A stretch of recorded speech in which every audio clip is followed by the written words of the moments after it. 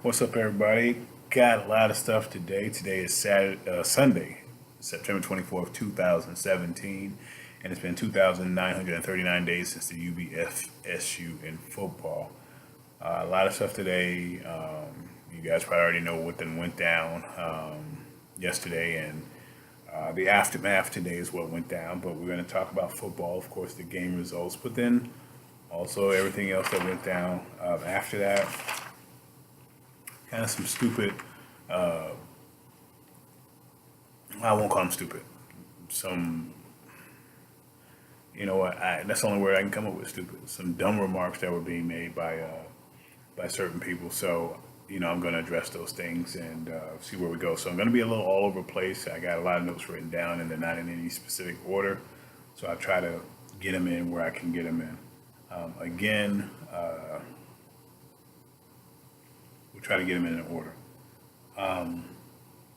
We're not going to start with football because that's where the most of it is. Professional football. We're not going to start with that. I'm going to try to find anything that's non-football first and talk about that. First of all, my Angels are trying to win tonight against the Astros, basically trying to avoid being swept and also losing their seventh game in a row. What are they, about 4 or 5 games? They're about 4 games out of the wild card with about 8 games to go. Now is not the time to try to win now. Might be. I think it's pretty much too late right now. So at least you're making an effort, but at the end of the day, it does not matter. Better luck next season. So Twins will probably be the ones to get in, and the Yankees is the other wild card team, and they will go against those divisional foes that include the Astros, the Indians, and the Boston Red Sox. Yeah. And then in the National League, Diamondbacks clinched actually to host the wild card for them. But I still think St. Louis, Milwaukee, and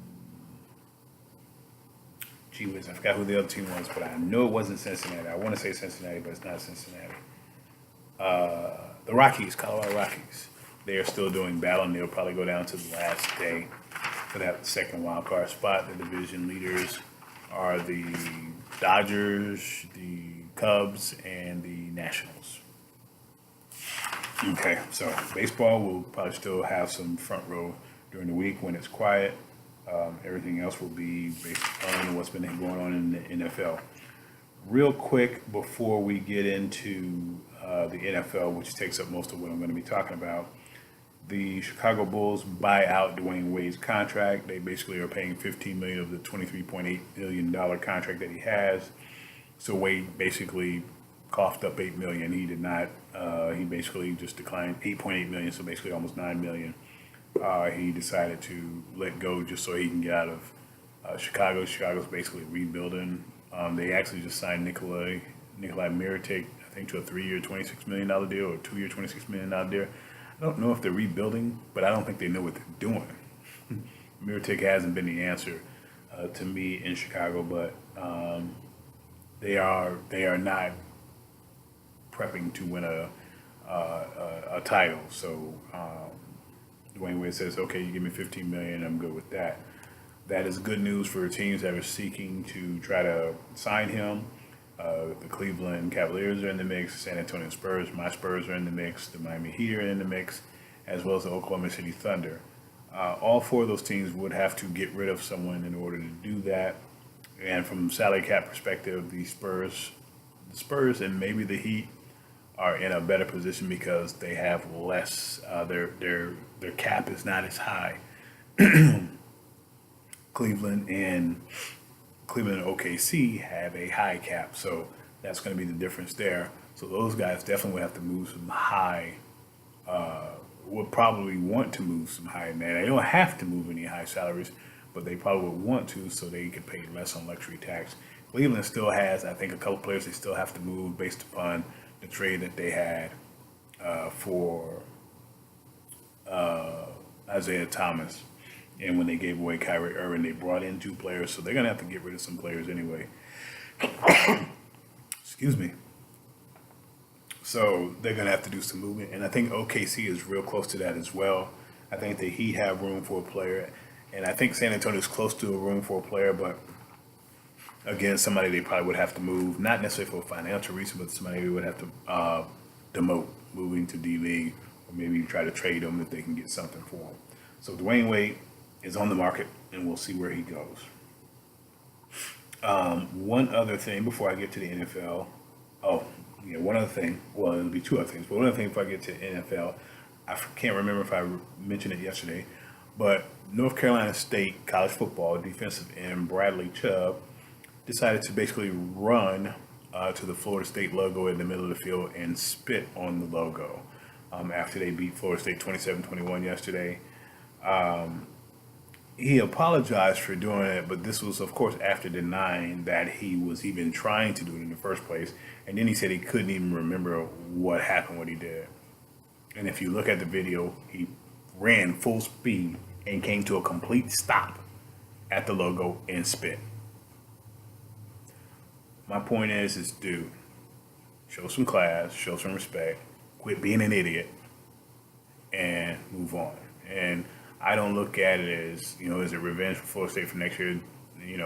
His dumb ass may not even be there next year. He may go pro. I don't know. I don't even know what his classification is. But at the end of the day, was it even necessary? You got to win, fine. Do a dance, pull up some slide. That's what Florida State do. But spinning? Oh, that. But you know what? He's probably just mad because Florida State have beaten their asses 5 years in a row. So, he decided, hey, he wanted to feel good about himself. Anyway, I guess that's why I don't like NC State.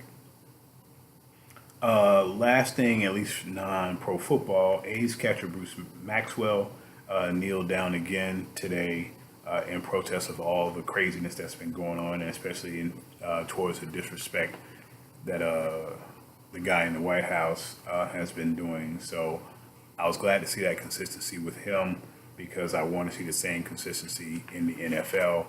And again, I'll circle back to some of that in a few. So again, he actually got support from his teammates this time, or a couple of teammates this time, for what he's doing. And so I applaud him. I'm an Angels fan, and the A's are a division rival. But to hear that, especially for a cause that is very legitimate, my hat goes off to Bruce Maxwell. So you at least be right now. You're my favorite A, right behind Ricky Henderson. Right behind Ricky Henderson. So I appreciate that. Football news. I'm going to break down the games real quick. I did not see these games, but I'm going to break them down for you. Miami against the Jets. The Jets won 20-6. I don't know what happened to the Dolphins today. They looked like world beaters against the Chargers, but then again, beating the Chargers is that really impressive. But they look like trash, and the Jets were supposed to be the worst team in football next to maybe the 49ers or maybe Cleveland or maybe even San Diego. They were supposed to be the worst team in football, and these guys look like world beaters against them. Jay Cutler was pedestrian, but he threw 2 interceptions. Miami had 225 total yards. You're not going to beat anybody with 225 total yards and only 30 rushing yards. And I think they had a good rushing game against San Diego last week. So, I'm sorry, LA Chargers last week. I don't care what you call them. They're 0-3, so it doesn't matter to me. So the Jets get a big win. They get their first win. The Miami Dolphins fall to 1-1. And that's because they had the bye week because of the hurricane. Them and the Bucks. Well, they had that bye week. Baltimore goes to London to play the Jacksonville Jaguars, and they obviously had jet lag. Jaguars beat them 44-7. So week 1, Jaguars are like world beaters beating the Texans. Next week they get blasted. This week they beat Baltimore like they stole something. And I guess I think this is the real Baltimore team. The real Jags team is not this team. But hey, Jags are 2-1, were 2-1 in London. Now they're 3-1 in London. So Jaguars like playing away from home, or they like playing really far away from home. They get it done. Blake Bortles was 20 of 31 for 244 yards, 4 touchdowns. He was bananas. Joe Flacco, 8 of 18, 28 yards, 2 interceptions. They didn't even let him finish the game because there was no need at that point. Baltimore, 186 total yards. And they had 3 turnovers. Jacksonville had 410 total yards. Just a classic beat down. So both teams are now 2-1. I did not. I didn't do yesterday. I don't think I talked about the Rams in San Francisco. I don't think I did, and I'm going to make sure I didn't, and I did not. The Rams in San Francisco from Thursday night. So I want to give you the news on that. The Rams won 41-39. It was basically no defense was played in that game. Defense was optional. Jared Goff, 22 of 28 for 292 yards and 3 touchdowns. Todd Gurley ran for 113 yards and 2 touchdowns and also a receiving touchdown. Brian Hoyer, 23 of 37, 332 yards, 2 touchdowns. Offense was banana. Both teams had over 400 total yards. The Rams, I think, are 2-1, and the 49ers are 1-2. Anyway, Rams won this game. 49ers did not. New Orleans versus Carolina. New Orleans go to Carolina and go to Charlotte and beat them 34-13. I was playing an office pool and I predicted New Orleans to win this game. Drew Brees was 22 of 29, 220 yards and 3 touchdowns. He played smart, wasn't trying to be greedy, got the win.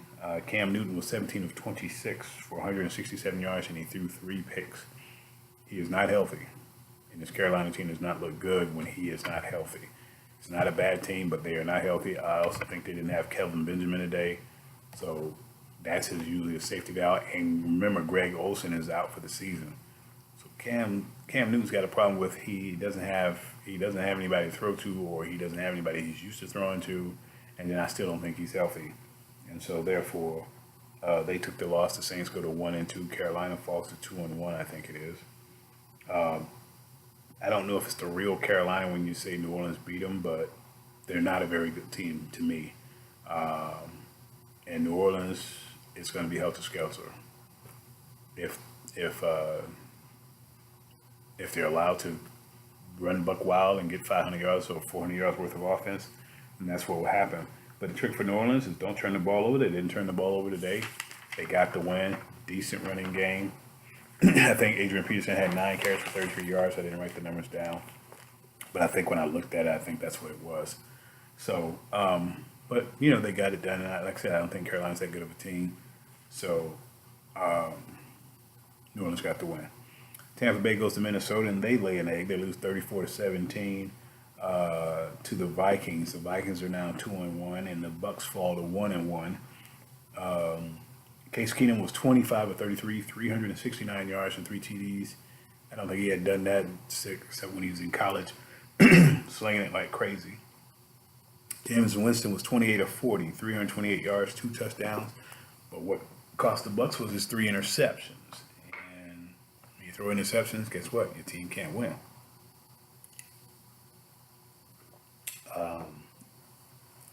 Dalvin Cook ran for 97 yards, also had 72 yards receiving and a touchdown. The Bucks still talk about why they didn't draft him. They don't have the running game right now. Doug Martin is still suspended. Charles Sims hasn't done anything. They wonder why they didn't draft this guy. So that hurt them. But what really hurt the Bucks? Stephon Diggs, 8 receptions, 173 yards, 2 touchdowns. He could not be covered. And that's what tore them up. The Bucks had, of course, their 3 turnovers. Minnesota had no turnovers and had 494 yards worth of total offense, and they get the win. One of the upset specials today, and of course I was happy with it because it was a division rival that took the loss. Denver goes to Buffalo and lose in Orchard Park, 26-16. Trevor Siemian, 24 of 40, 259 yards, 2 interceptions. Especially after he looked like John Elway in week 1 and in week 2. Tyrod Taylor was 20 of 26, 213 yards and 2 touchdowns, so he was efficient. Buffalo did not turn the ball over, and Simeon's 2 interceptions were the 2 turnovers that Denver had. This game was within reach for Denver until Von Miller got flagged for not helping Tyrod Taylor up. I think he knocked Tyrod Taylor down and he stuck his hand out to help him up, and he drew it back like that, and the referee threw a flag for it. And I don't know if they called it unsportsmanlike conduct or taunting, but it was flagged for it. That kept that drive alive, which added more points for the Bills, which I think was the touchdown. I think the Bills were only up 19-16 at that time. That was the dumbest thing I've ever seen in my life. Von Miller's not required to help up the quarterback. And if he's just faking it, he can fake it. I didn't understand it, but hey, the game was in Buffalo, and the ref felt like, hey, let me be an asshole, and that's what he did. But Denver lost, so Denver's loss is my gain. Denver falls 2-1. I think Buffalo gets their second win. I think Buffalo's now 2-1. Cleveland goes to Indianapolis and loses 31-28. Deshaun Kaiser, 22 of 47, 242 yards, 2 touchdowns. The 3 interceptions cost him. With the Cleveland Browns, Jacoby Brissett was efficient. I think he also ran for a touchdown and threw one. But Indy gets a big win, and I think the Colts are 1-2 now. 1-2 now, and Cleveland is 0-3. Not much more you can give on that one. Houston goes to New England and almost pulls it off, but they don't pull it off.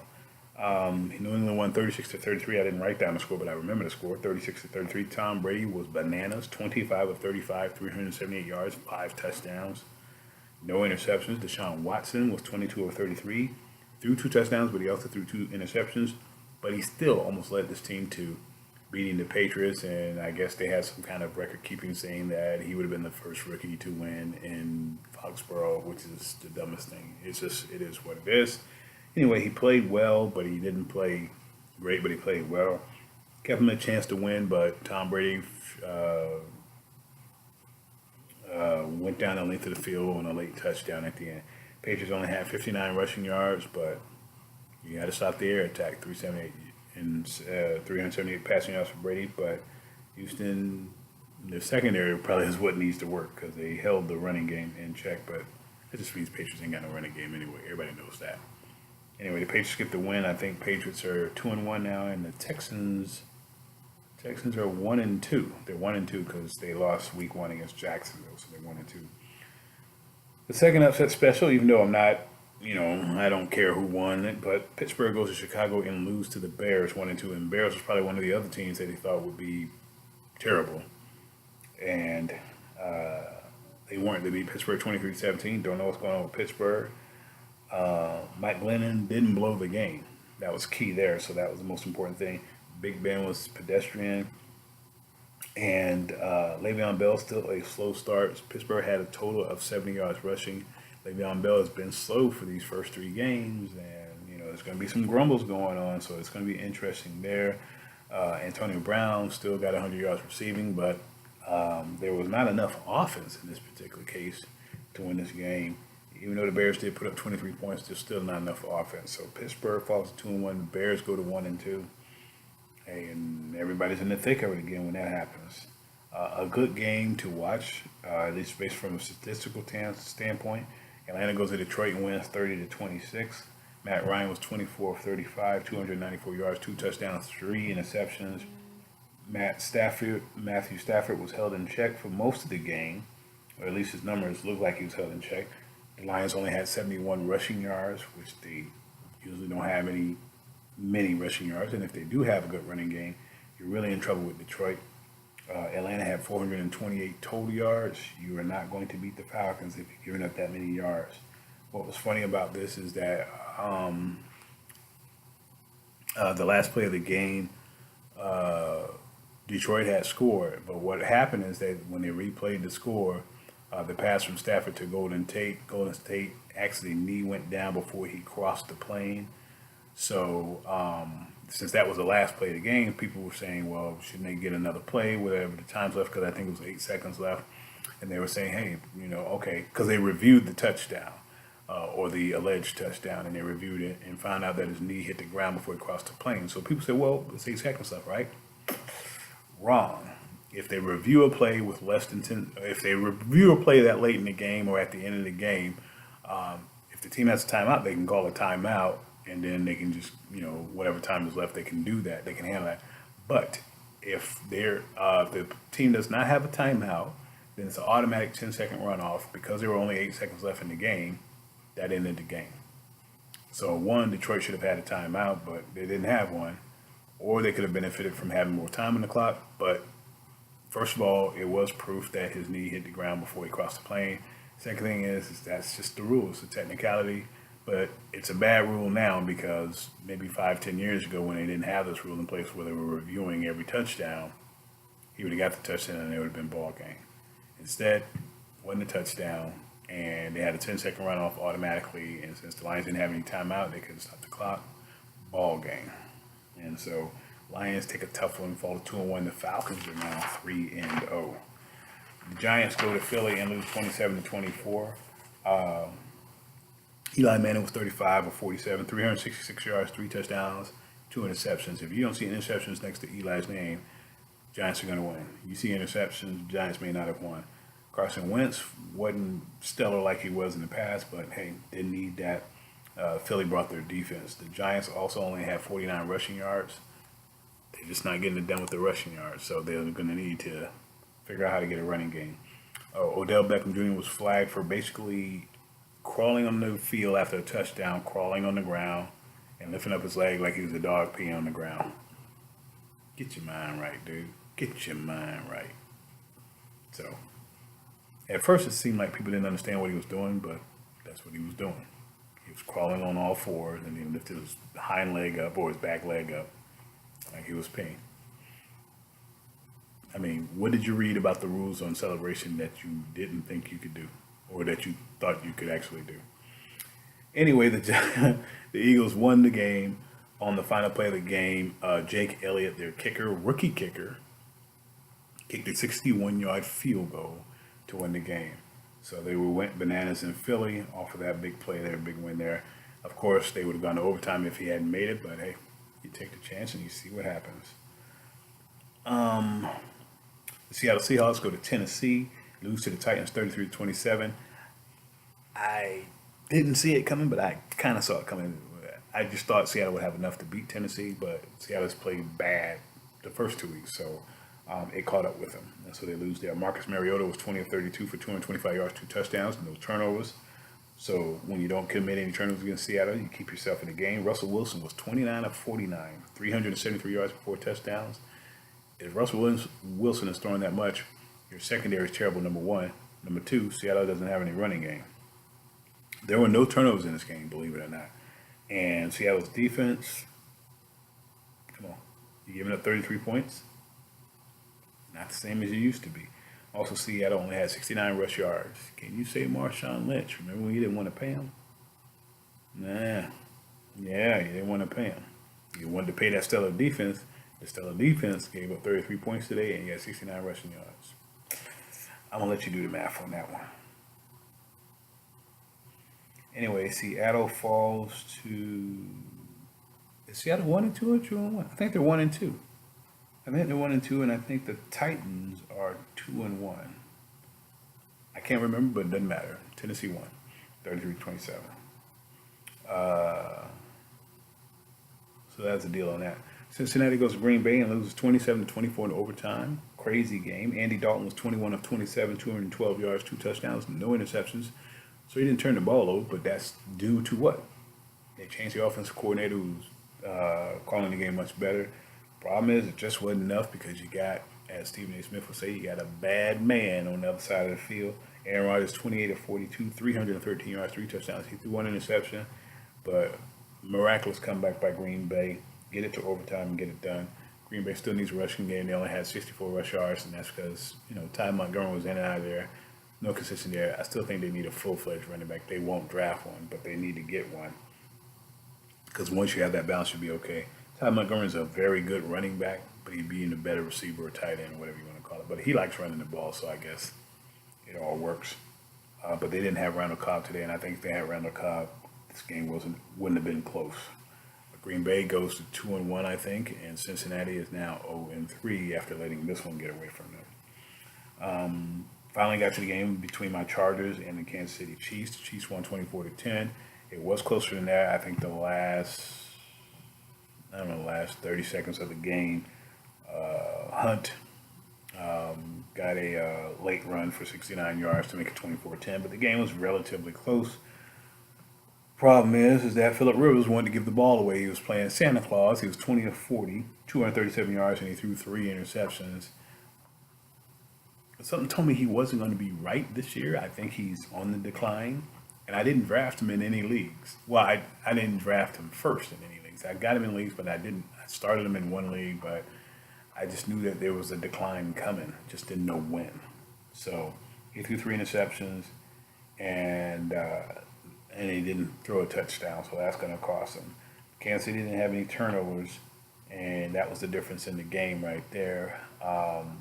Chargers fall to 0-3. Kansas City is 3-0. The outlook for the Chargers: 4 wins, 5 tops. That's about where I'm at with that. It's just the same old team. I don't even know if it's the coaches anymore. It's just these guys don't have the will. It doesn't seem like they have the thing to win. The defense isn't bad, but that offense is just there's no consistency with it. I can't figure it out. And we don't have anybody behind Phillip Rivers. We got to draft somebody. The guy, I don't think he can play more than a couple more years now. And like I said, I'm seeing a decline this year, even though I think in fantasy he's still top 10, I think. But I don't think he'll be after this week. Anyway, Chargers lose. The last football game was the Sunday night game. Oakland went to Washington, D.C. to play the Redskins. Redskins won 27-10. Don't know what happened to Oakland. I guess it was the ride from the cross country made the difference. The flight cross country made the difference because they could not win.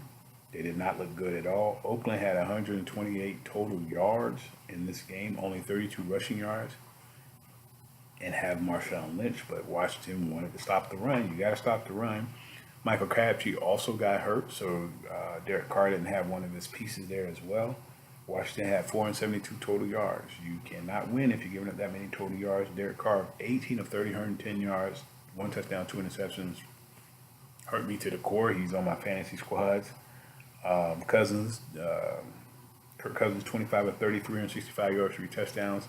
Was sitting on my bench in a couple of leagues, which probably would have got me some wins. So I slipped up there. Chris Thompson, I do have him in a couple of leagues. He's also a former Florida State Seminole, 150 yards rushing.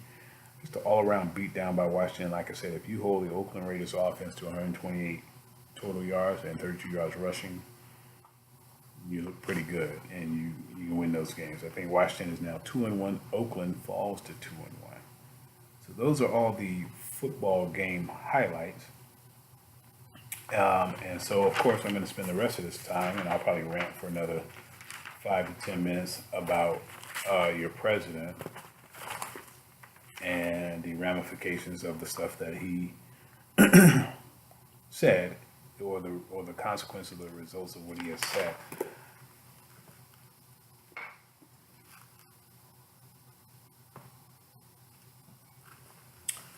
Basically, the guy in the White House basically said, "Hey, wouldn't it be great if an owner saw a player kneeling and just cut the son of a bitch?" So he's basically talking about the black athletes, the African American players, and he basically called the African American players son of a bitches. That's the first thing. I don't know if that's presidential to be saying stuff like that. I don't think that is unity driven. That means the stuff that he's saying is being divisive. He's causing racial tension. He's causing division. It wasn't his place to say it, of course. And like I said, you don't call anybody son of bitches. And then the last thing is, and the most important thing is, by you saying cut that player or fire that player because he is protesting, you are basically saying your First Amendment rights are no longer valid. We're not going to allow you to exercise your First Amendment rights. We're going to cut you. So that's why the NFL and the teams and the players decide to be unified and do what they do. Okay, so the first thing for me is I'm a little disappointed that Donald Trump had to say that, for you guys to rally as a team. But the question is, are you just rallying against Trump? You're still not rallying. You're not rallying for what these players are protesting. And again, it started with Colin Kaepernick protesting cops killing African Americans, basically with no consequence. But basically what I understood or found out today is that the teams just didn't want to have to respond to Colin Kaepernick. They were going to let whatever's going to happen to Colin Kaepernick just happen. Fair or unfair, they were going to just let it happen. But when Donald Trump decided he wanted to say something and basically cause racial tension or inflame racial tension even more, then the teams felt like they needed to say something and do something. Now, there are a number of reasons on why they could, on why they felt like they needed to say something, do something, because if Donald Trump's talking about African American players, maybe these players would have all taken a knee. Maybe they would have done some other kind of demonstration. Maybe they would even not played if these teams did not address the issue as well. But when a team says, hey, Donald Trump is now saying, hey, they're saying that these players can't exercise their First Amendment rights, that is wrong. Well, I'm here to break you the bad news. The NFL and your owners and your teams have already deprived a player or punished a player for exercising his First Amendment rights. That player is Colin Kaepernick. He kneeled. And nobody wanted to touch him. Nobody wanted to hire him. He even had some players stand out and say it was wrong for him to do it. In other words, we're punishing him or criticizing him for exercising his First Amendment rights. So I'm not sold on what just happened today, because I think you guys did it in reference to Donald Trump. You still ain't done it in reference to what Colin Kaepernick was protesting in the first place. You also were being a little contradictory, because you were already doing that to Colin Kaepernick. The same thing Donald Trump was trying to do to these players, you guys were doing to Colin Kaepernick. So that doesn't fly with me. Then the next question is just today your act of solidarity and unity? What's going to happen next Sunday? What's going to happen next Sunday? So you still got a lot of work to do. And you heard Mike Tomlin, the head coach of the Steelers, says he didn't want to be bothered with the BS. That's what he called it. So what you want to do is you want to stay neutral. You didn't want to have to answer these questions. You basically ignored what was happening to Colin Kaepernick, but because now Donald Trump said something, now you feel like you got to address it. Tell you people, you got to pay attention. If you don't pay attention, they'll let you believe anything you want to believe. Raiders owner Mark Davis said he had asked the players not to protest in uniform and changed his mind after Donald Trump said something. What? You gonna tell your players don't protest at all? But then when Donald Trump says something and you knew what kind of backlash would happen if you didn't say anything, now you change your mind? I'm telling you, you got to pay attention to what's going on, what these people are saying. What they were saying. Ray Lewis, big critic of Colin Kaepernick, was out there with the Ravens today in London, basically doing a photo op down there on there kneeling. Really, for real, dude? For real, dude? I'm pissed that any Raven would lock arms with you after you basically was going against the whole doggone process in the beginning. He went to the University of Miami. It makes sense to me. Broncos defensive end Derek Wolfe says, if people have a problem with being with what's going on in the U.S., why are you staying? Derek Wolfe, you need to get a clue. Why you're asking why people are still here if they don't like what's going on here? So basically, you're saying people should just deal with it or leave, right? So basically, you're saying, Derek Wolfe, it's okay for cops to kill blacks for sport, and if they don't like it, leave. That's what you're saying, because that's what this protest was all about last year. That's what Colin Kaepernick started. So, Mr. Wolfe, when you say, hey, if you don't like it, leave, okay. That's why I don't like the Broncos. Those kind of dumb answers right there. Those kind of dumb responses right there. So asking for respect in racial equality and being able to live, not get killed by people, by the police who are paid to protect you. You're saying, hey, if you don't like what they're doing, if you don't like the cops killing you, just leave. Forget that that flag is supposed to represent justice for all and everybody in the country. Forget all that. Derek Wolf says, hey, you don't like it, leave. But some people just got to get it together. They got to get it together. There was stories floating around that this was to boost ratings. This was the dumbest thing I ever heard, that Trump said all this to boost ratings. First of all, yeah, it might have boosted ratings to see who would actually protest. Even Donald Trump made a tweet saying, okay, I like to see this unity. I like what I saw. That means it was less kneeling. Lies. If anybody paid attention, it was more kneeling. And then there were teams that didn't even come out and acknowledge the national anthem. Donald Trump is crazy. He done lost his mind. Because none of that was displayed. There was not an improvement on what he was looking for. And if he paid attention to it, he would have realized that they don't like him.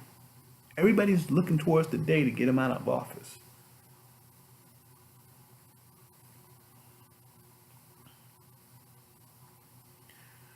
I also have a problem with, hey, if they're I recommend everybody keep taking a knee until there's recognition of the original problem at hand. Again, the original problem at hand was cops killing blacks and there's no repercussions for it. So there needs to be a recognition of that. And then the second thing is that I keep kneeling until I got an apology from Donald Trump, which we probably would never get, because I know that's what y'all are probably saying. Oh, y'all ain't gonna never get that. That's fine, but I tell you what, I keep kneeling until I got it, and I would keep kneeling until I feel like somebody addressed cops killing blacks, and I would keep kneeling until somebody gave Colin Kaepernick a job if he wants one. I'd keep doing it. So I guess it's good that I'm not an NFL player or a star, but I definitely keep doing it. The Cincinnati Bengals put out a statement saying football and politics don't mix. But if there was some other issue going on in life other than racial inequality, they'd want these players to step up and say something. They give to communities. That's politics. They give to communities. They, whatever else is going on. They speak against drug users. They speak against domestic violence or sexual assault.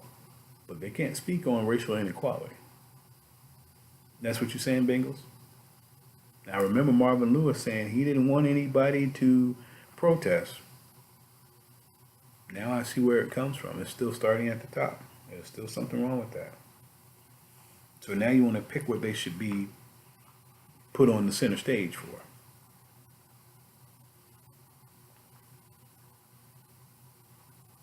Donald Trump even recommended fans leave during the game if the players aren't standing for the national anthem. Donald Trump, it don't cost you nothing to go to a football game, but it costs these fans a pretty penny to go to football games. And if you think any fan is going to leave a football game after paying for it because of some crap you said, that ain't going to happen. That's not going to happen. So, that ain't going to happen, bro. What else we got here? Oh, we're getting close to the end. But I had to make sure I got everything there before I do my summation. Teams that didn't come out for the national anthem, hopefully they did it as protest to the anthem. If you read the third verse of the anthem, it's talking about the blood of slaves in order for America to prosper. The blood of slaves for America to prosper. When in fact, it's slaves that built this country. But yet, nobody seems to understand why the national anthem really isn't a national anthem. You don't even require people to stand for the Pledge of Allegiance anymore, yet you're beefing over the national anthem. If you go into any stadium, everybody in the stadium doesn't have a hand over their doggone heart and are standing for the national anthem. But yet you want to point this thing at these players. Then you want to talk about the military. And for a long time, the military was paying the NFL to be recognized at games. And when that was surfaced, then the NFL says, okay, we won't charge you no more. So now everybody became patriotic. Don't do it, folks. Don't buy into it. Don't sell it. Don't feed into it. Don't buy it. Chris Collinsworth asked, did the protests have an effect on the Raiders playing today? You know what? He went to the University of Florida, and maybe that's what it all chalked up to. But he actually asked, did the protests affect the Raiders? So, Chris Collinsworth, are you saying, did the protests affect every team that lost? And what would you say about all the teams that won that protested as well? See, here's a guy who's dumb as hell. I can't even respond to Chris. That's all I can say about him. That's all I can say about him. And then the other thing is while it's good that the president is trying, while it's good that the president is saying something about all situations, even though it's negative and it's not the right thing, but he might want to try to focus on having everybody having good health care, focus on education, the economy, world relations, and also maybe getting some help over to Puerto Rico. It is a territory. You might want to help people over in Puerto Rico who were told that they wouldn't have electricity for the next 4 to 6 months, and they may still be without good, clean water. Oh, and one other thing. Flint, Michigan still ain't got clean water. So why don't you focus on those things, bruh, instead of sitting here trying to incite riots and racial discord between athletes? Why don't you do that?